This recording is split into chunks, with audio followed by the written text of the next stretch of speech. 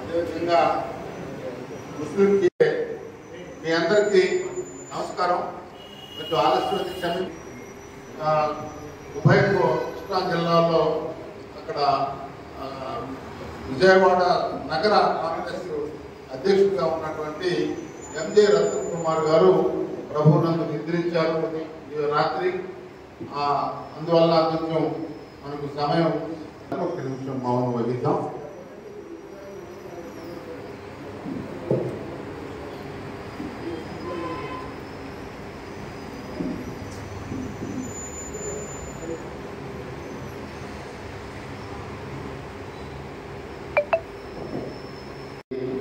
ప్రతి జిల్లాకు వెళ్ళి ఈ రకమైనటువంటి సమాలోచనలు, చర్చలు, ఇది దేశం లేవు చర్చలు ఏ రకంగా మనం ఈ నిరంకుశత్వ పాలనకు వ్యతిరేకంగా, బీజేపీకి వ్యతిరేకంగా, బీజేపీకి విధేయతగా ఉంటూ ఆంధ్రప్రదేశ్కి ద్రోహం చేస్తున్నటువంటి ప్రాంతీయ పార్టీకి వ్యతిరేకంగా మనందరం మరి ఇండియా కూటమికి మాదిరి కూటమిని ఏర్పాటు చేసుకునేటువంటి ఒక ఆలోచన చేద్దామా అనే ఈ సమాలోచనలు చేయడానికి వినయ్ కుమార్ గారు ప్రప్రథమంగా వారు ఒక వ్యూహరచన చేసి, నేను వినయ్ కుమార్ గారు ఇంకా వస్తున్నారు, మాకు మాస్టర్ వచ్చాం మన గారు కాంత్య కుమార్ గారు, అదేవిధంగా ఎస్సీ డిపార్ట్మెంట్ విభాగం అధిపతి శంకర్ గారు, ఎస్టీ విభాగం అధిపతి శాంతి కుమార్ గారు, ఇంకా జంగా గౌతమ్ గారు, సిరివేళ ప్రసాద్ గారు, మేమందరం 10-15 మంది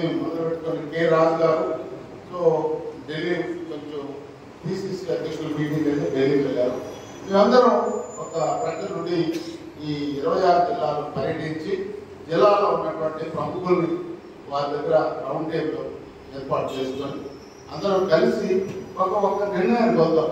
ఈ జిల్లాలో ఈరోజు చర్చించుకొని విషయాలు ఒక నిర్ణయం తీసుకొని అది మండలాలు, గ్రామాలకు, నియోజకవర్గాల స్థాయిలో ఈ రకమైనటువంటి ఏర్పాటు చేయాలని కాంగ్రెస్ అనే వాళ్ళందరికీ, నా ప్రక్కన ఉన్న కృష్ణ అందరికి, పెద్దలందరికీ, పెద్దలందరికీ, సాకే శంకరాన్నకి, శాంతికి వచ్చామంటే దానికి కారణం శీలమన్న ఒక భావస్వరూపిగా పార్టీ అన్నింటినీ ఏకం చేసి బడుగు బలహీన వర్గాలు, ఎస్సీ ఎస్టీ బీసీ మైనార్టీస్ అందరినీ ఏకం చేసి ఒక ఇండియా లాగా కేంద్రంలో ఎలాగ ఇండియా ఫామ్ అయింది అలాగే ఇక్కడ కూడా ఫామ్ చేసి మనందరం కలిసి ఒక్కరు ఫైట్ చేస్తే జరిగేది కాదు. ఏ ఒక్క పార్టీ వల్ల కూడా అవ్వదు. కేంద్రంలో ఉన్న మోడీ గారిని, రాష్ట్రంలో జగన్మోహన్ రెడ్డి గారి మీద బలమైన మనం యాక్షన్ తీసుకుపోతే, బలంగా మనం ఎదుర్కొనకపోతే రానున్న రోజుల్లో ఎంత దుర్భరమైన పరిస్థితులు మనం ఫేస్ చేయాల్సి ఉంటుందో వినయ్ కుమార్ గారు ఇప్పుడు మనకు చెప్పారు.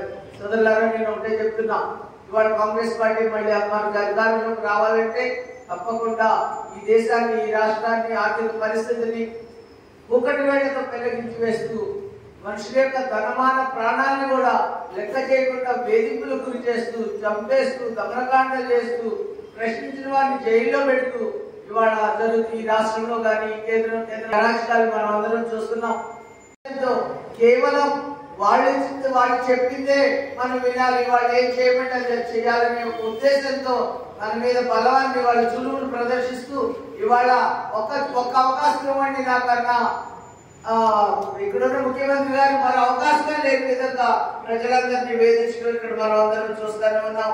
ఈ రాష్ట్రంలో కానీ కేంద్రంలో కానీ జరుగుతున్న రాజకీయ హత్యలు, ఈ రాష్ట్రంలో కానీ కేంద్రంలో కానీ జరుగుతున్న మహిళల మీద జరుగుతున్న అరాచకాలు, వేధింపులు, మానభంగాలు, అలాగే ఈ రాష్ట్రంలో, ఈ దేశంలో జరుగుతున్న మైనారిటీల మీద జరుగుతున్న దమనకాండ ఖచ్చితంగా మనం జ్ఞాపకం చేసుకోవాల్సింది. ఎప్పుడైనా కాంగ్రెస్ పార్టీ అధికారంలో ఉన్నప్పుడు ఎప్పుడైనా ఇలాంటి అరాచకాలు జరిగినాయా మనకి? మీరు బాగా ఆలోచించుకోండి. కాంగ్రెస్ పార్టీ అంటే సంక్షేమం, కాంగ్రెస్ పార్టీ అంటే భరోసా, కాంగ్రెస్ పార్టీ అంటే ధైర్యం. ఎవరైనా సరే మనకు తోచింది మాట్లాడే ఒక వాక్ స్వాతంత్ర్యాన్ని ఆనాడు కాంగ్రెస్ పార్టీ రాజ్యాంగ రూపంలో మనకు వచ్చింది. ఇవాళ